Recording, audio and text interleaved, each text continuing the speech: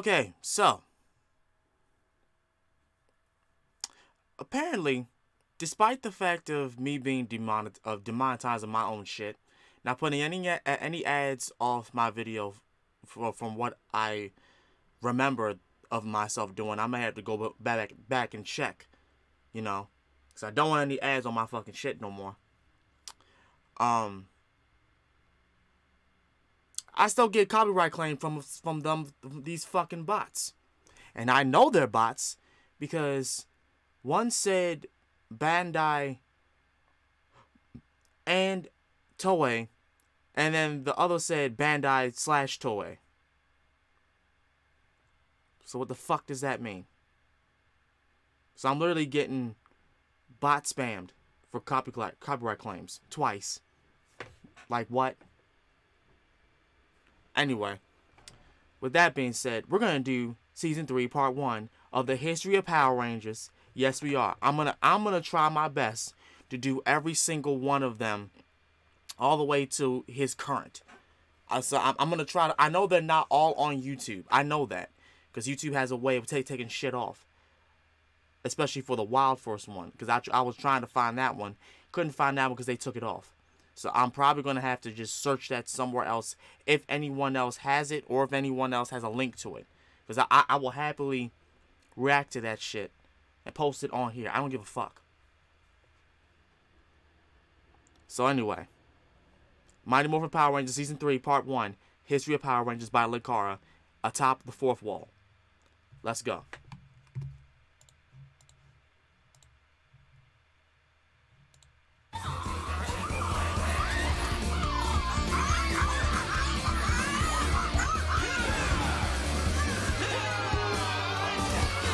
I honestly love the oh my god, the Ninjetti Ninja part. Zombie Power Rangers! I loved it. This show is friggin' awesome! Ladies and gentlemen and others, I loved it so much. Welcome to Mighty Morphin Power Rangers Season 3.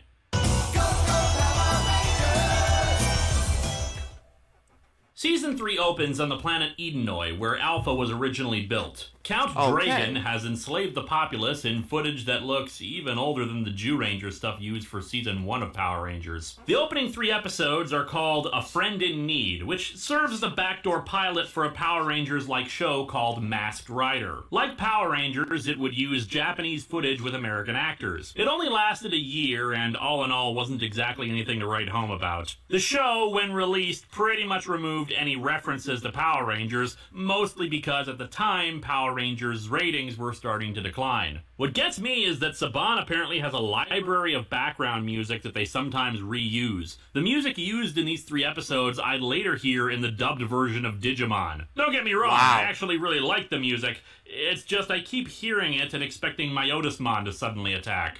Speaking of the music, I need to quickly cover something that I failed to talk about in the last 2 videos. Ron Wasserman. Ron Wasserman was the composer for the series' most memorable tunes, both in fight scenes and the original Go-Go Power Rangers theme. While he didn't compose the music for every season, almost every time he did over the course of the show's run, you'd still be guaranteed something catchy and exciting. Anyway, Alpha is depressed because he received a distress call from Edenoi. Zed is also observed. Also, to pause that, in my own opinion, shout out to that man because of him, this show was lit.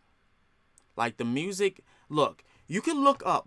There's literally a 2-part soundtrack of the Mighty Morphin Power Rangers CD that's on YouTube.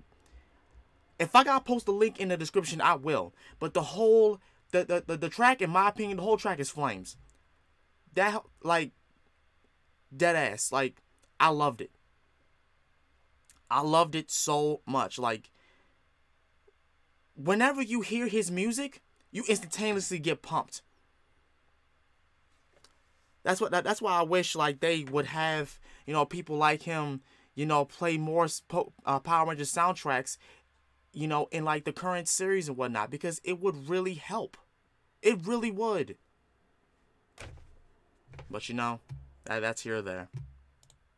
Observing the attack and laments the fact that Count Dragon has been successful in pretty much conquering Edenoi, and yet he and Rita continue to have problems with Earth. The two are apparently rivals, which explains why they never mention him after this three-parter. Wow. The Rangers want to know if they can help, save for Kimberly, who is stuck in bed, sick. Zordon lets them go to Edenoi, but warns them that the great distance might mean that their powers may not be at full strength. Not that that will actually make a difference in the episode, nor does it make any sense, since, spoilers, there are alien Power Rangers. And if they're all connected to the morphing grid, then, well, what difference does it make? Right. After a brief misunderstanding with the Masked Rider, the groups get together and reveal their identities to each other. The Masked Rider is Prince Dex, and boy, hearing him speak just makes me realize how much has changed with the Rangers. In the early days, their acting wasn't all that great, but they got better over time. Dex just sounds really silly when he talks, kind of like he's not sure whether to take his dialogue seriously or not. Mind crystals. They give us the ability to communicate our thoughts as well as images. And I remain an outlaw under the guise of the Masked Rider, trying to bring some sense of hope to our people. You have your wish, loathsome barbarians. Anyway, they fight some Masked Rider villains and they leave.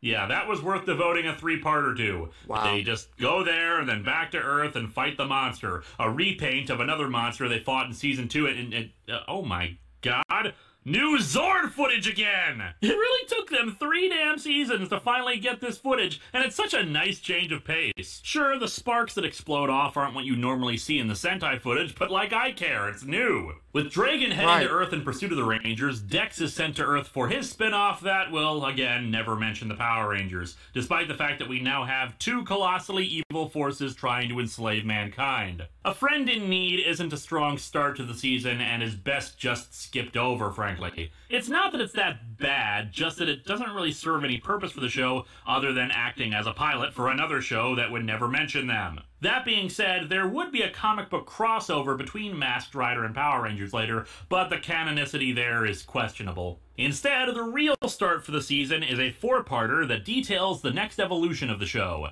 Ninja Quest. Rito Revolto, Rita's brother, arrives at the palace with a number of eggs and promises to deal with the Power Rangers. Rito's an idiot through and through, but he's roughly on par with Goldar in terms of power levels, and he leads a bunch of monsters down to confront the Rangers. Meanwhile, Bulk and Skull, having given up on finding out who the Rangers are, Skull in particular seems sick of their constant failure, overhear 2 girls talking about how they love men in uniforms. Seeing an ad for the Junior Police Patrol, they announce to the shock and amazement of the juice bar that they plan to join them. Obviously with the intent of picking up women. I'll get more into this when we talk about their development this season. Really, this is just surprising because it's a shock to learn that police even exist in Power Rangers. So Rito fights the Rangers with the monsters, doing serious damage to the Zords. Alpha tries to boost their energy, but the technobabble what's it does something, causing some kind of power surge that overloads and strips the Rangers of their powers. Well, at least we have these Zord suits now, and we can still have original Zord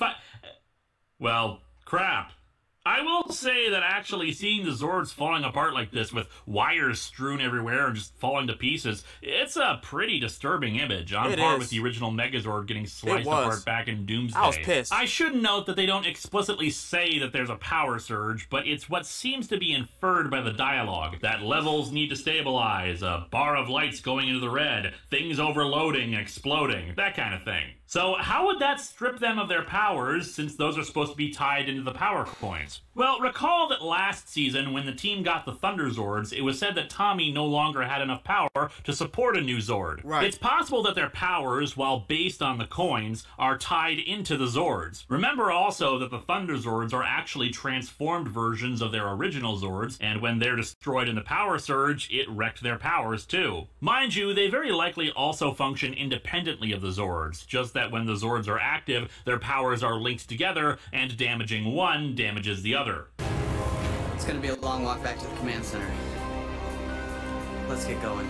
Man, if only we had some kind of flying car we could use to get there. The command center is pretty trash too, and it's clear there's no way to restore their powers with everything in its current state. Adam asks where the powers originally came from, and Zordon explains that, according to legend, the power coins were originally forged by an entity named Ninjor, who created them and the Zords to be used as tools in the fight against evil. Alpha says that they also found a map through the Desert of Despair where Ninjor's temple is supposed to be located along with the power coins. This is really an interesting premise, that Zordon didn't create the power coins and that they were actually found by him and Alpha. Right, While they know crazy. an awful lot about them and how they work, they might not know everything about them. This could be very useful down the road when we reach certain episodes where they use the old powers again, but we'll get to that when they come. More than that, there may have been different versions of the Mighty Morphin suits in ancient history, and that they're actually reflective of the period and people who use them. After all, in Wild West Rangers, when Kim gave the ancestors the coins,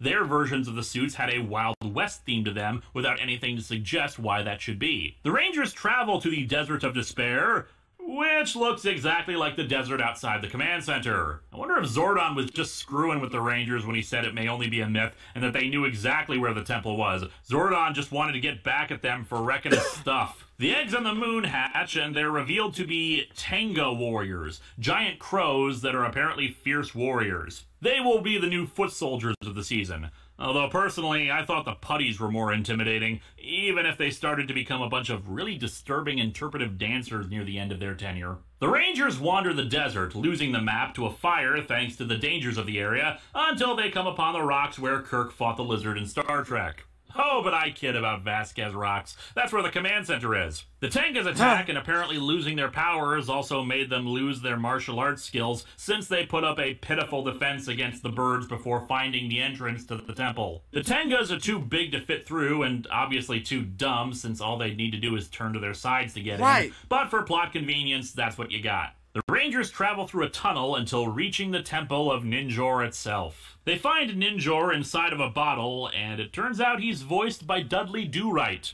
Why, you snippety upstart, you happen to be looking at him! I am the great Ninjor! Ninjor at first refuses to help, but Tommy makes a little speech about how they'll still fight even without their powers. Remember this for a future installment. However, this is of course a test, and Ninjor grants them ninja powers, since of course ninjas wear bright yellow or blue.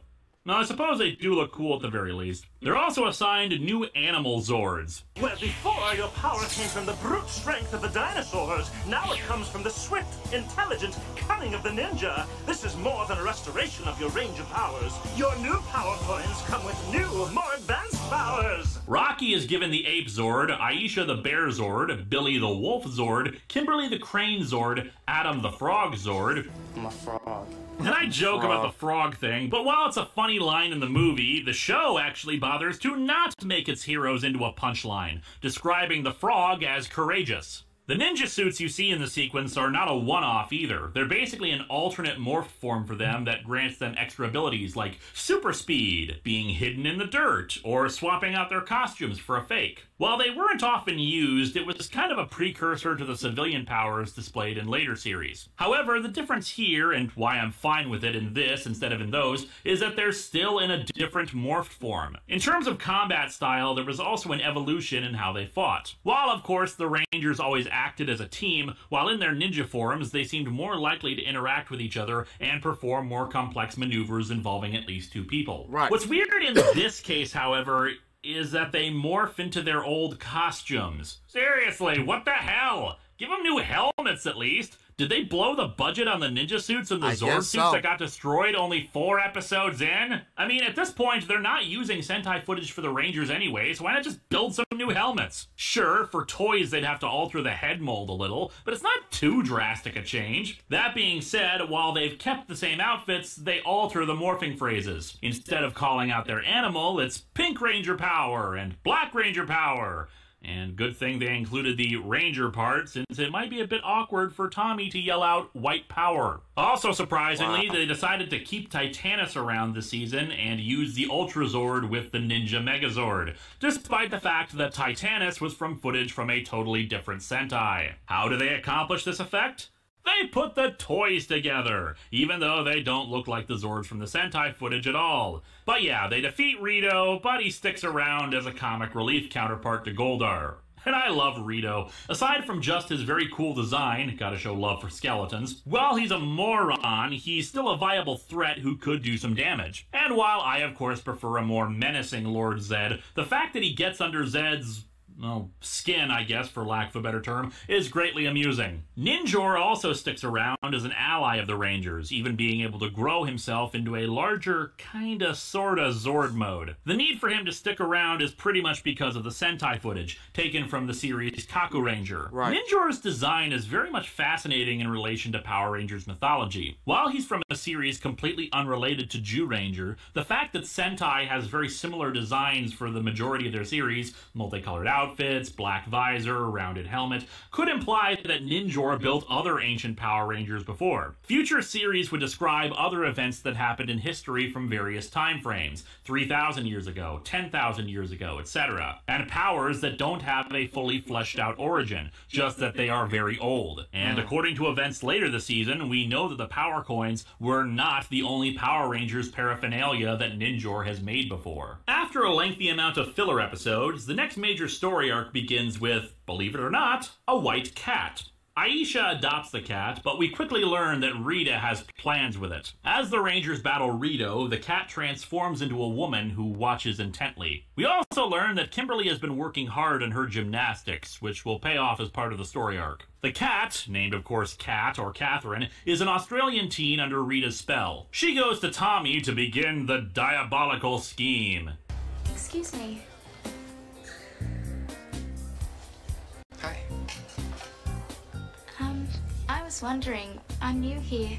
My car's broken down outside and I really don't know what to do. Certainly, mysterious girl who I've never met before, whose eyes glow red. I'll take a look at your car, despite the fact that there's no way you can know that I'm in any way mechanically inclined, or that I could be of more use to your car than a mechanic. After such a clever ruse, the two get trapped in some sort of alternate dimension, and Tommy is knocked out. While the other Rangers work to free Tommy using one of Billy's devices, Tommy morphs and fights Goldar and Rito. While they're able to free Tommy, Catherine remains under Rita and Zed's control, and the villains start working on long-term plans. This story arc has some really great moments, especially in later episodes. Also, I love the self-referential humor, like this bit. What is it this time, Finster? A monster that blows itself up? The next phase of the arc comes in the three-part Changing of the Zords, really where be picking Finster on reveals Finster. that he's discovered the location of a group of dormant Shogun Zords. He thinks that by combining the technology of the Ninja Zords along with these dormant Zords, Zed and Rita could have their own set of Zords to be used against the Rangers and Earth. No one points out that Zed should really just work on getting new batteries for Serpentera, since the thing's still more powerful than the Rangers' Zords,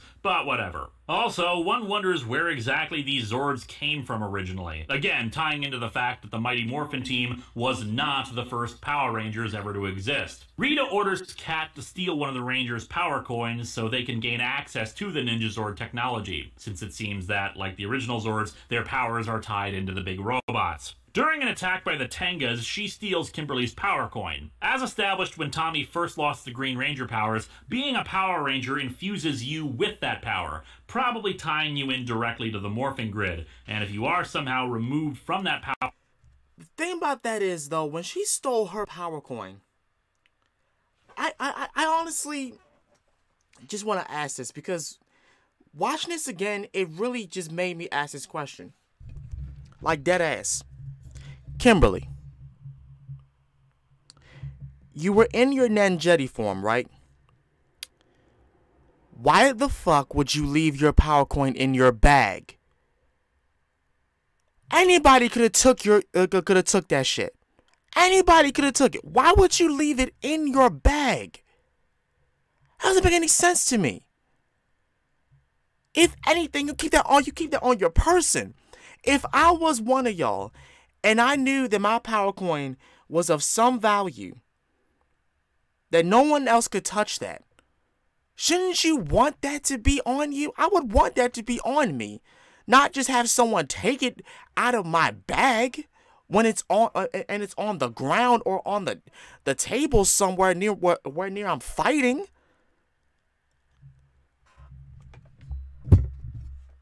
Continue.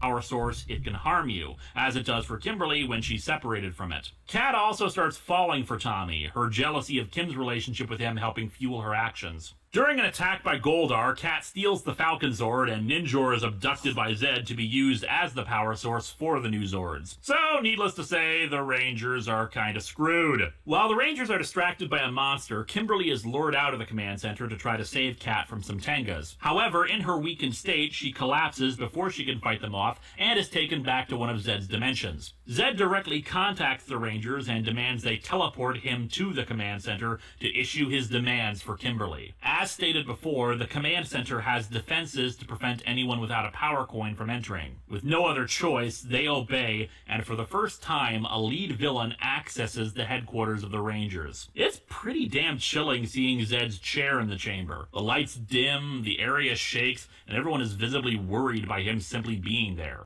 Mind you, Zed's one-liners get pretty tiresome, but the fact that he's actually there is enough. Regardless of how the series has softened him a bit by making him more jokey, he's still evil, sadistic, and powerful. He issues his demands. The Rangers can serve him and be the pilots of his Shogun Zords, or he'll destroy Kimberly, who's currently having her life force drained by one of Zed's machines. They agree, and he departs triumphant. Kat, however, is starting to have doubts about her role in evil. Billy is able to locate the dimension that Kimberly is stuck in, but it's beyond their reach to teleport her out of. Instead, they use the portal devices that they had previously used to access the other dimensions with the green candle and etc. to get in. Tommy goes in after her, but is confronted by Lord Zed. If I haven't made it clear enough, this three-parter is really the highlight of the season. Besides for a couple of slip-ups, the writing is very strong, and a few very unique things happen, like this scene. The first and only time that Lord Zed ever directly fights any of the Rangers. Right. And while Tommy keeps getting tired and gets thrown around like a rag doll, Zed remains strong, even mocking Tommy's constant hi-yahing. It's only thanks to him shattering Zed's staff that he wins, and even then it's more like a stalemate, since it's obvious that if they'd continued, Zed would have mopped the floor with him. As I said last time, Zed's the Emperor and shouldn't have to become involved in directly dealing with things that threaten his empire.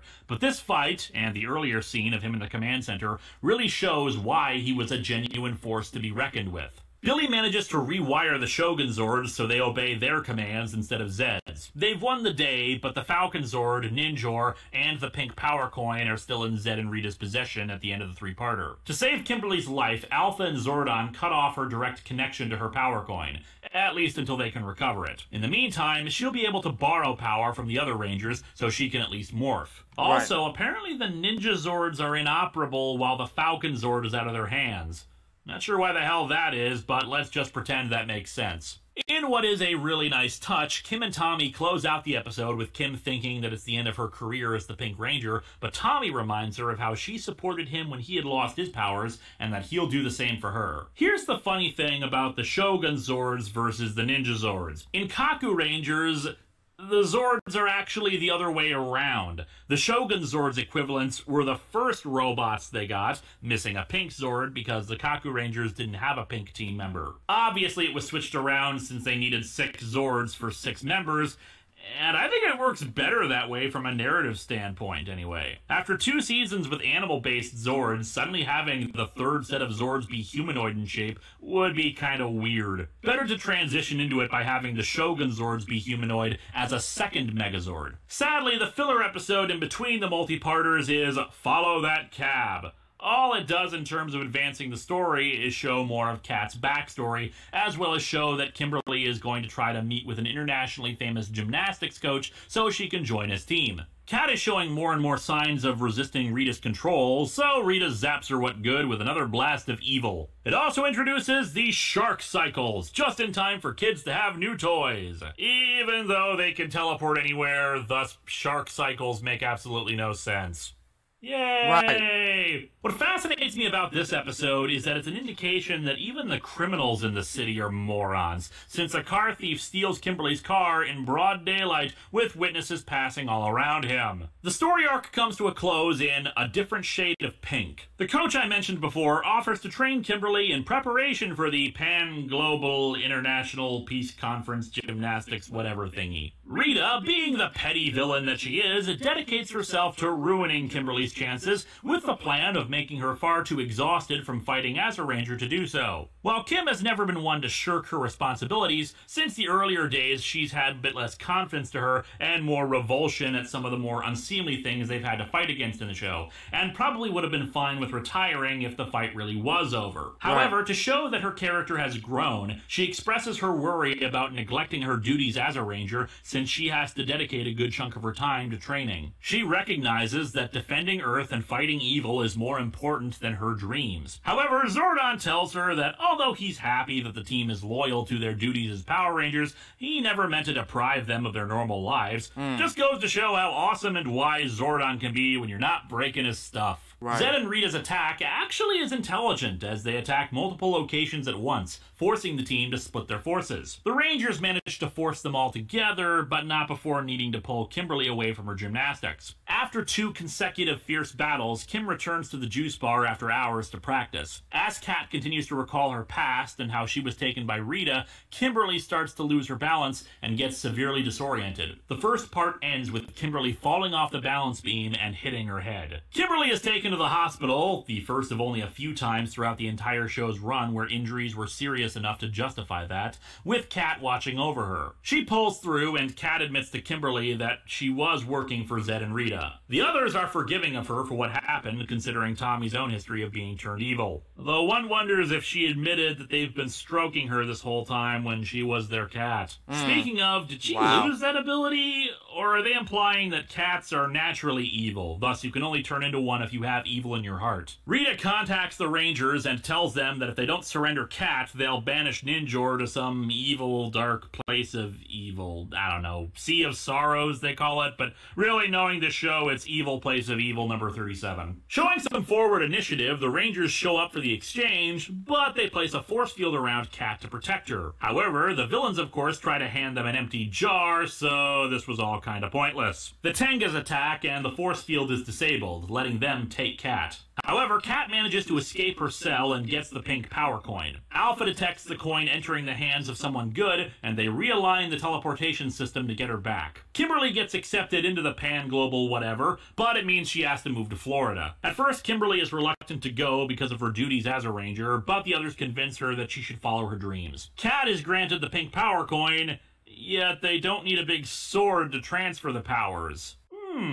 Interesting, isn't it? Although what's even more interesting is that at one point, Zordon suggests that Kim could later return to reclaim her place as a Power Ranger. While that never happens, the idea of taking back earlier powers is something that'll be touched upon in later seasons. And so another member of the original 5 leaves, although this time handled with at least giving the actress a send-off instead of shipping them off to a peace conference off-screen. Right. Unlike all the previous Rangers, Kat isn't much of a martial artist and has to rely on the enhanced ninja powers to deal with threats against her. However, she does do fairly well, and while she may not be a karate expert, it was established in A Different Shade of Pink that she's a swimmer, and later that she's a ballet dancer, so she definitely has her own unique traits to bring to the table, and eventually she becomes an adept fighter, much like how the others had to develop their skills over time. Which does bring me to another point that I kinda skimmed over in the last video when Jason, Zach, and Trini left the show. The thing is, when the show started, the 5 were given fairly two-dimensional personalities, but they were at least personalities, and the actors did adjust them over time. However, when they left, Adam, Rocky, and Aisha didn't really have much in terms of personality.